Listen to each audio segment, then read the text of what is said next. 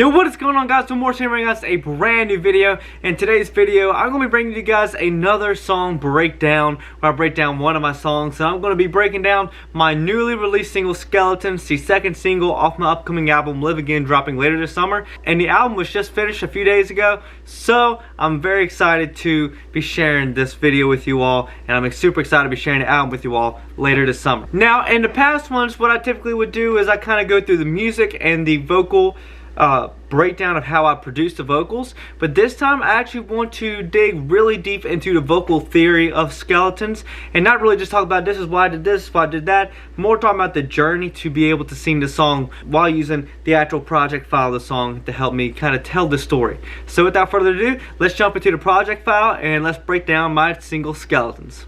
Alright, so we got the project file here, so let's turn this up.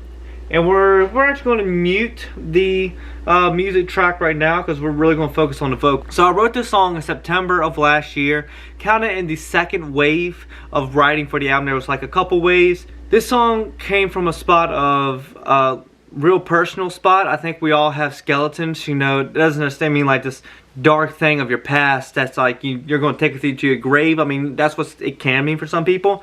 For me, skeletons can mean that, but also it can mean just your insecurities or your self-doubts or just the things that you hide inside that you don't show to other people, and stuff you kind of just keep locked down, so you know you're not bringing it on other people, or people don't like see that side of you.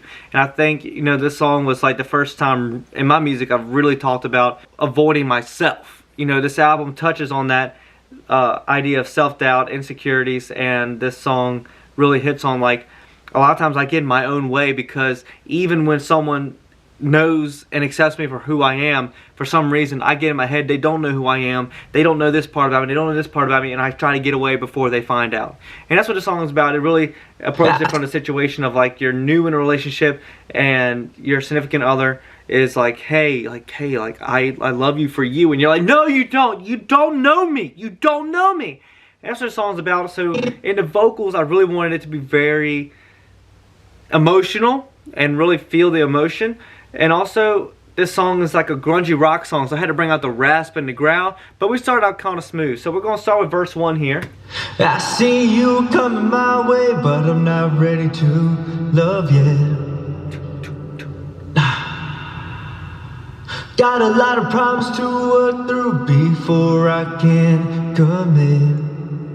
So that part is a nice little intro to the song. It's not really heavy, there's no rasp in it yet, there's no growl in it yet. It's just to kind of be that tone setter where this is the vocal that you're familiar with from me. This nice smooth vocal. It's a little bit deeper than what I typically would do, but it's kind of like that relative, like, hey, this is the vocal you're used to hearing from me. Because now we're going to jump into the rasp, because I felt it was important for the emotions of the song to be conveyed to have this rasp in it. So now let's jump into more verse 1. The insecurities I feel in my head, and you'll think I'm not the guy you wanted. So that's the end of verse 1, and so when cultivating that verse, it was very much like, let's start off relative and let's end it in a way that is starting to show this emotion and the strain on the inside. And to do the strain on the inside, I felt it was right to do the rasp and the growl. Now, I naturally have a smoother voice, and I took a lot of years of vocal coaching down at the Roanoke Rapids Music School with the great vocal coach Katie Amon. Shout out Katie. And but a lot of my vocal improvement that I've done has been over the last 5 years where I have not been in vocal lesson. Everything I've done over the last 5 years to improve my vocals is using the foundations and the techniques that I learned back at the school. So even though I was like, yeah, I haven't been taking vocal lessons, like I cannot stress enough the importance of taking vocal lessons, learning how to operate your vocal cords, learning your vocal cords. They're muscle. I'm a weightlifter. I train in the gym every day. The one thing I always tell people is listen to your body. Your body will tell you what it can and what it can't do. But when you get that gray area, push it just a little bit more. And that's how you build your muscle. But you don't want to overdo it. With vocals, it's the same thing. You got what you're comfortable with. You know what's too far. But there's this little gray area that you know you can push these muscles. And vocal cords are muscles. So if you push them and train them, you naturally can grow their capacity and their strength. So for this song, when I first started working on it back in September, my voice was not strong enough to carry this song.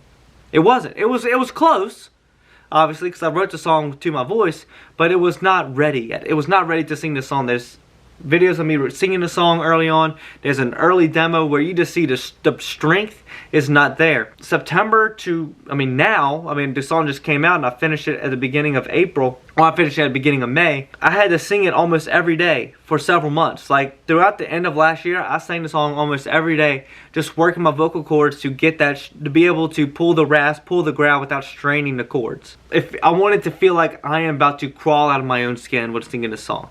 And that's kind of what I wanted here. But then when you get the You want it, and it goes to chorus. I got skeletons I never show. I'm gonna take out the background vocals, they're not important right now. And I'm scared I won't be the guy you know. Oh, I run for no reason. You never say you're leaving, but I still running out 'cause I got my skeletons. So that was the chorus, and I heavily used the rasp there. And if you're wondering, like, does it strain my voice to sing Skeletons? If I sing it enough times, it will strain my voice eventually. But I'm very quick to know, like, I'll record something and I'll feel it. And once I feel it, I stop. I don't push it anymore. Once I feel the voice starting to get weak, and it almost feels thin in a way. It almost like the vocal cords just feel thin. When I feel that feeling, I stop immediately. That's the number one thing I can not stress enough. When you feel that strain, stop. If you feel like you're having to force it, stop. Number one thing, now I would not drink a Celsius right before doing vocals on a song. But water, something that's just nice and clean for hydration, I highly suggest hydrating your vocal cords before you do it. I sang Hard Fought Hallelujah a few weeks ago at a thing, and it has a lot of rasp in it. So when I sang it, I heavily, and I mean heavily, drank a lot of water. I had a water with me at the event, drinking it until I went on stage because I knew how much rasp I was going to be doing. So I made sure I was just drinking to make sure the vocal cords were nice and refreshed before I went out and sang that song. Whenever I was recording Skeletons, I was hydrate before I start recording, because if I didn't, I would inevitably probably start straining stuff, or if I didn't start straining anything, the amount of time I would have to record a song would be limited greatly, because eventually I would strain something. But if I kept the vocal cords hydrated, I really could record for like an hour and a half, and I wouldn't feel any strain, and I could come back the next day and sing perfectly. The best thing I can tell you guys, I recorded this album 3 months straight. I did not have to take a day for vocal rest. I never strained my vocal cords, even though I sang every day, almost every day. Obviously there were some things in between, but almost every day for 3 months. Never had a vocal bad day where I had to take rest, because I knew how to limit myself. So that's number one thing I can say. Make sure you know your boundaries and don't try to push your boundaries but so much. So now we're going to jump into verse 2, which is my favorite part of the whole song. Here we go. You grab my hand and tell me we're gonna be okay. So I went back to the smooth vocal there, because that's like you're coming back into the real world. The real world is like that smooth vocal where it's like, hey, calm, cool, collect. Like, you grab my hand and tell me we're going to be okay. Hey, it's fine. And then the rest of the verse, you're in my head. And now I'm screaming on the inside, right? So here we go. But my past only says that you're gonna run away. And one thing I will say too with like this, run away. And there's a line in the final chorus too. Never use rasp to hit a note you can't hit, because that's where you're really going to start straining stuff, because you're trying to push your voice. You're straining your voice enough with the rasp, and now you're going to try to push a note that you can't normally hit with it. That's very damaging. That, in my experience, I never have a good experience when I do it. You should only use rasp for notes you can hit. Now, if it's one that's like at the top of your range, yeah, go for it. Reach for the sky. But do not use it to hit a note you can't hit, because you're probably going to do more damage than good. So when I'm doing the raspy or even these high notes, these are notes that in other versions of the song I hit, or in the same recording session I record these, I sing those notes smooth to make sure it's like, alright, is this in my range? I discover it's in my range, and then I do the rasp version after. Gonna run away. So I would say, 'cause you're gonna run away. So it No rap. says that you're gonna run away, and I try to block them out, but the voices get loud. And now we're going into the run that goes into the final chorus from verse 2. This is where I want to talk about breath work. Now, I am a runner. I have pretty good lung capacity, but singing and running are very different versions of breath work. Running, as long as you can keep the air going to your lungs and you can keep your legs moving, completely fine. You're good. Singing, your whole body's moving. That's 1. 2, you gotta make sure you get enough air into your lungs. And 3, you gotta make sure you're hitting the right notes, which is even harder. So this run, it is mixing, like moving around. Like imagine, like I want to make sure every song I record, I can perform it live the same way I recorded it. You guys saw in the live performance, obviously I did it. You do that run, you have to be able to know when to breathe and make sure I use the air as smart as possible. But also this run took a long time to really hammer down. It was really hard to nail down, but once I got it, it was just so refreshing and so easy, and I'm super excited with how it turned out. So yeah, let me show you guys the run. Now I'm walking on eggshells around myself. Lord, give me a life that's I need some help, 'cause I know she's perfect and this time is different. I don't wanna lose this when I can't get rid of the. So that part is really cool. So I really had to make sure I knew where to breathe. So I tried to breathe between every sentence, and then obviously the last 2 run together, so I wasn't able to. So I would, when I'm singing and recording it, I had to cut it out of the live performance. You actually hear me take a deep breath, and it just sounded weird, so I had to cut it out of the live performance.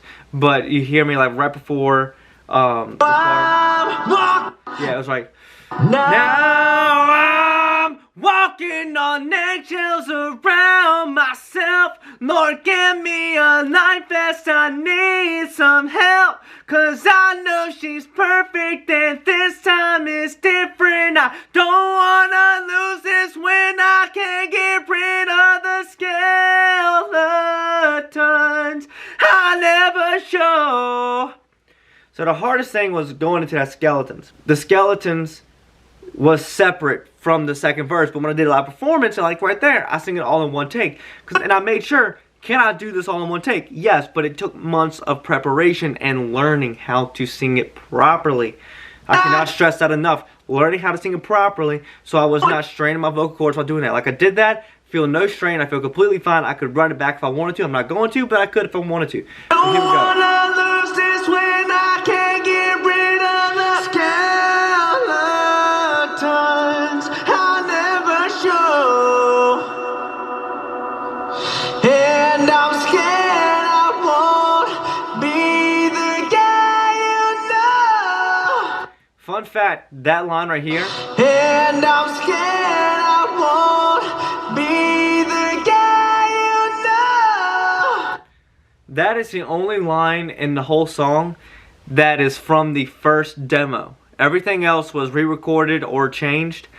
That line is exactly how it was in the first demo. It was just so pure that way. It felt so raw and organic that I was like, you know what, I'm keeping this one. Like I could re-record, I could do it again, but I had to put in its own track so I could volume match it. It's just easier to volume match it for me to put it in a different track and then try to move the line up and down on it and really navigate the decibel levels of that compared to everything else in the re-recording that was recorded months later after the first demo.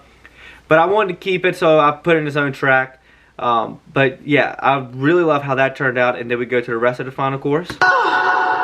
Oh, I run for no reason. You never say you're leaving, but I still run and hide 'cause I got my skeletons. And then we end it right back with a smooth vocal, just for the little skeletons, but we return to the main vocal with. Skeletons. So yeah, that's a little walkthrough through the whole entire vocal breakdown of Skeletons. Obviously, we really didn't touch on the music. The music is amazing. Denny Darko absolutely killed it with the guitar riff and the entire song. I mean, it's just so powerful. But I really wanted to break down vocals here because I've talked about vocals, but I never really talked about vocal theory. But one thing I really had to learn with this song and a lot on the album is vocal shapes and vowel shapes. Really learning how to shape the vocals to make the song really good with the rasp. You know, it's a lot of, how wide do I sing? How deep do I sing? It was a lot of that. There's even a deep vocal in Skeletons under the second verse where it's like, Lord, give me a life fist. It's really weird, but it's to kind of help give that vowel shape just a little bit more depth than it had in the original recording. So that was one of my favorite things that I added, and the background vocals obviously leading into the second chorus is just wild. Like we go here.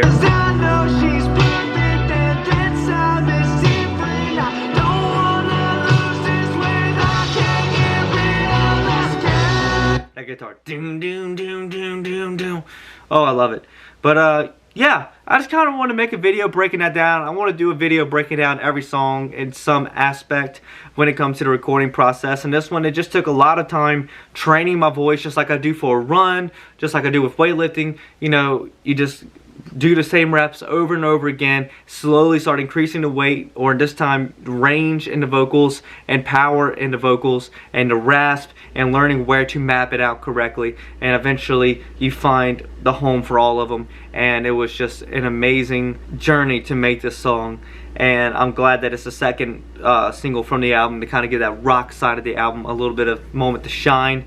And yeah, this next single will be coming out by the end of the month, so make sure to stay tuned for that. But thank you guys so much for watching this video. Make sure to subscribe if you hadn't already. Make sure to like this video if you enjoyed. Make sure to hit that bell button down below so you find every single time I bring a video to the channel. Make sure to go check out Skeletons wherever you listen to your music. Go check out the Patreon, link down in the description for a bunch of behind the scenes content. You actually can hear the first demo version of Skeletons on the Patreon. A bunch of early access to some of the music from the album on the way there too, so make sure to go check that out. But thank you all for watching. My name was Morris and I'm out. Peace.